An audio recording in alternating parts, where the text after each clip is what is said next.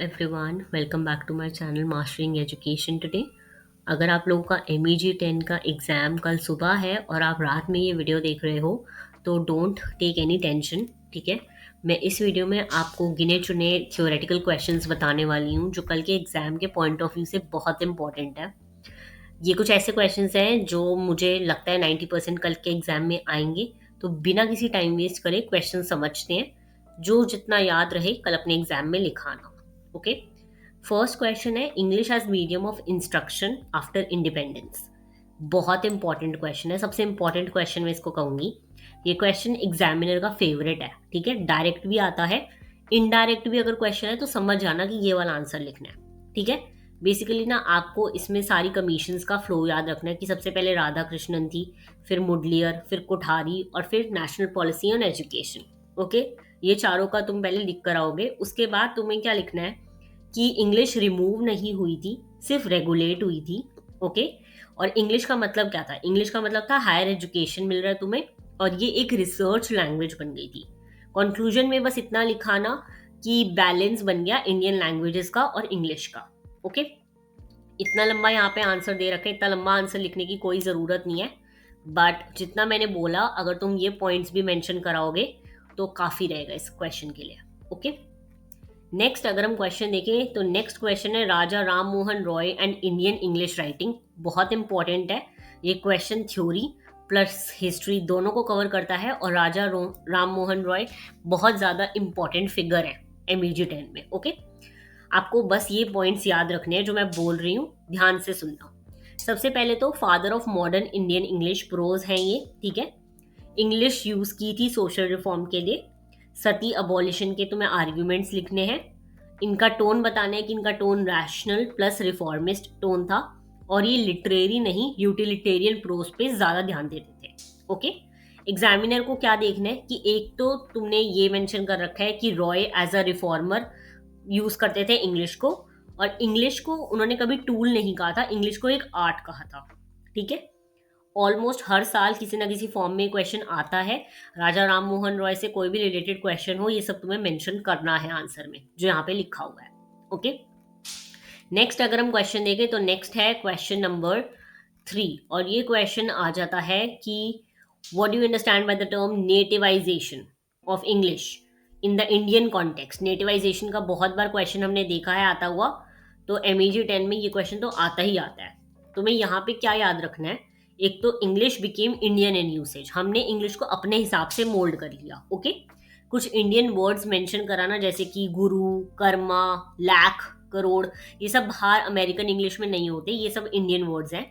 Sentence के patterns mention कराना कुछ कि what is your good name, ये लोग बाहर नहीं पूछते, यहाँ इंडिया में पूछा जाता है। ओके। कुछ राइटर्स का मेंशन कराना जैसे कि राजा राव, RK नारायण, मुल्कराज आनंद, ये सब तुम्हें मेंशन करना है। एग्जामिनर जो है वो कीवर्ड्स देखता है कि English is no longer a foreign language, Indianisation हो गया इंग्लिश का, ये सब। ओके। काफी स्कोरिंग क्वेश्चन है और काफी इजी क्वेश्चन है, तो इसको करके आना। नेक्स्ट अगर हम देखें तो नेक्स्ट क्वेश्चन है short essay on roll of English in modern India. Very important ये क्वेश्चन, इंग्लिश से रिलेटेड और इंडिया से रिलेटेड क्वेश्चन आएगा ही। ओके। अगर लॉन्ग क्वेश्चन टफ लग रहे हो तो ये शॉर्ट, अगर शॉर्ट में भी आए तो ये वाला कर कर आना। ओके। इसमें तुम हेडिंग्स वगैरह प्रिपेयर कर लो कि एक तो इंग्लिश को एज अ लिंक लैंग्वेज कहा गया, एजुकेशन एंड नॉलेज का रोल लिखाना, एम्प्लॉयमेंट में हेल्प करती है इंग्लिश, ग्लोबलाइजेशन में बहुत बड़ा रोल है इसका, और जुडिशरी एंड गवर्नेंस में। ओके। सिंपल लैंग्वेज में लिखाना, कोई ज़्यादा हाई फाई लैंग्वेज लिखने की ज़रूरत नहीं है, ये PDF से पढ़ लेना, इनफ रहेगा। ओके। नेक्स्ट अगर हम क्वेश्चन देखें तो नेक्स्ट है canon formation and third world literature. मैंने तुम्हें पहले ही कहा था कि कैनन पे क्वेश्चन आएगा ही थर्ड वर्ल्ड लिटरेचर से रिलेट करके, तो ये क्वेश्चन करना मैंडेटरी है, ठीक है। ये आपकी क्रिटिकल थिंकिंग को जज करना है इस क्वेश्चन के थ्रू। यहाँ पे तुम्हें क्या याद रखना है? पहले तो कैनन का मतलब होता है सिलेक्टेड ग्रेट टेक्स्ट, काफी लंबे चौड़े हाई फाई लिटरेचर को कैनन कहते हैं। कैनन के through colonial power plus Macaulay का मेंशन करना है तुम्हें, ठीक है। तुम्हें लिखना है कि ये कैसे इंस्टीट्यूशंस में सिलेबस की तरह यूज होता था। इसके इफेक्ट्स थर्ड वर्ल्ड पे क्या रहे थे? एक तो मार्जिनलाइजेशन और दूसरा था वेस्टर्न डोमिनेंस। ओके। इसके रेजिस्टेंस के बारे में अगर लिखना हो तो ठीक है, बट अगर आंसर ऑलरेडी कंप्लीट हो गया हो 2-3 पेज का तो इनफ, ज्यादा लिखने की जरूरत नहीं है। ओके। नेक्स्ट क्वेश्चन आ रहा है फेमिनिस्ट कैनन पे। मैंने कहा है कैनन से रिलेटेड क्वेश्चन आएगा तो सारे कर लेते हैं। फेमिनिस्ट कैनन भी बहुत इंपॉर्टेंट है, मोस्टली रिपीट होता है क्वेश्चन किसी ना किसी फॉर्म में। ओके, यहाँ पे तुम्हें की प्रॉब्लम्स मेंशन करनी है फेमिनिस्ट कैनन की। एक तो थी इंग्लिश को एज अ एलीट वुमेन से करा जाता था कि जिसको भी इंग्लिश अच्छी आती है फेमिनिन, वो एलीट वुमेन हो गई। कास्ट और क्लासेस में इग्नोर करी गई थी। वेस्टर्न फेमिनिज्म का लिमिटेशन था कुछ। कैनन जो है वो अपने आप में एक हायरार्की क्रिएट कर रहा था, इंग्लिश हाई फाई इंग्लिश को अलग कर रहा था। तो ये सब दलित एंड रीजनल वुमेन का मिसिंग था लिटरेचर में, उनको कहीं पे मेंशन नहीं करा गया, तो ये लिखना है, ठीक है। कंक्लूजन याद रखना कि फ्लेक्सिबल और प्लूरल कैनन कभी भी फिक्स्ड नहीं होता। ओके, नेक्स्ट अगर हम क्वेश्चन देखें तो नेक्स्ट इंपॉर्टेंट क्वेश्चन है prestige of English as language. बहुत बार पूछा जाता है। ओके, तो ये वाला क्वेश्चन यही है, कैनन मैंने जितने समझाए हैं अभी वही सब यूज हो रहा है इसमें भी। नेक्स्ट क्वेश्चन जो यहाँ पर ये है कैनन वाला। ओके, नेक्स्ट अगर हम क्वेश्चन देखें इंपॉर्टेंट, तो नेक्स्ट प्रेस्टीज वाला बहुत इंपॉर्टेंट क्वेश्चन है। अगर मैं राम मोहन रॉय के बाद कोई इंपॉर्टेंट क्वेश्चन कहूंगी तो यही है, प्रेस्टीज से क्या रोल है इंग्लिश का।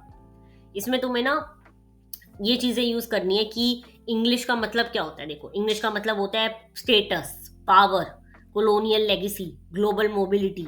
ये सारे टर्म्स वगैरह मेंशन कराना आंसर में काफी रहेगा। साइकोलॉजिकल इम्पैक्ट, ये सब। ओके, नेक्स्ट अगर हम देखें, नेक्स्ट क्वेश्चन आ जाता है राम मोहन वाइफ, ये बंकिम चंद्र चैटर्जी की बहुत इंपॉर्टेंट है, इसको याद रखना।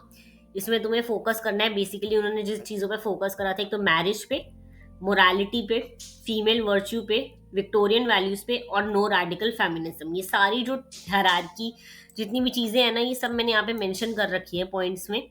बस ये इंग्लिश में भी काफ़ी सिंपल इंग्लिश लिख रखी है, यहाँ पे मैंने कोई हाई फाई इंग्लिश नहीं लिखी ताकि तुम समझ जाओ। तो ये सब पढ़ लेना, ये पीडीएफ से इनफ रहेगा, इतने क्वेश्चंस कर जाओ। कल कोई ना कोई क्वेश्चंस एटलीस्ट सेफ क्वेश्चन तो अटेम्प्ट कराओगे।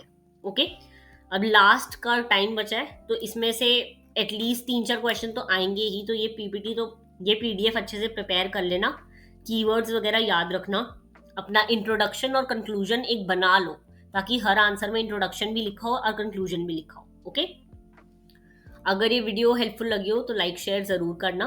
बाकी अगर तुम्हें ये पीडीएफ चाहिए हो तो नीचे कमेंट कर देना पीडीएफ, और मैं तुम्हें इसका लिंक भेज दूंगी। इसमें फुल आंसर सब कुछ दे रखे हैं और इसके कोई चार्जेस नहीं है, बस तुम्हें कमेंट करना है पीडीएफ का। Okay, all the very best for your exam tomorrow. मिलते हैं नेक्स्ट वीडियो में।